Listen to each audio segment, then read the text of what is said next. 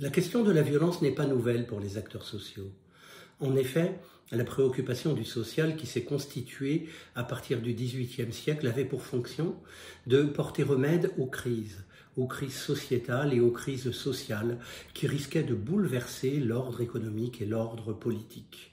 Et les acteurs sociaux se sont constitués professionnellement dans cette mission de venir faire médiation et dans cette mission de venir faire réparation là où la crise est trop intense. Les acteurs sociaux connaissent donc bien la violence sous toutes ses formes.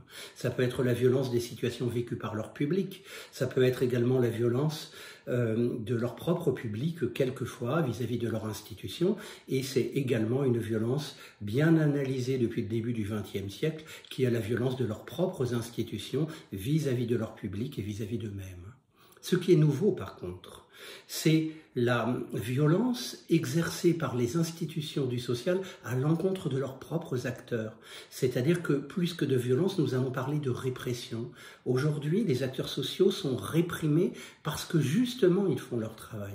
Ils sont réprimés pour leur proximité avec le public. Ils sont réprimés pour leurs actions avec le public. C'est un style et c'est un phénomène nouveau qui marque un décrochage, je dirais, au niveau de la société et de notre mode de gouvernance qui prend le social comme un ennemi, parce que le social représente une marge de dépenses et représente aussi un risque de collectivisation des problèmes qui ne peut plus être supporté.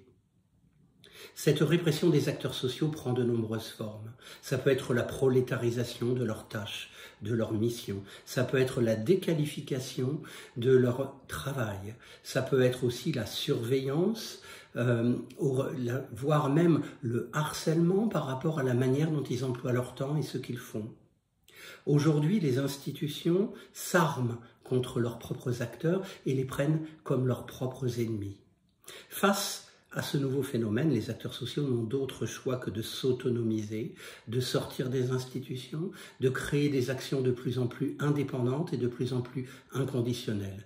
Bien entendu, cela les amène à avoir des conflits de plus en plus grands et à risquer d'être mis en cause, pas seulement professionnellement, mais aussi sur un plan personnel.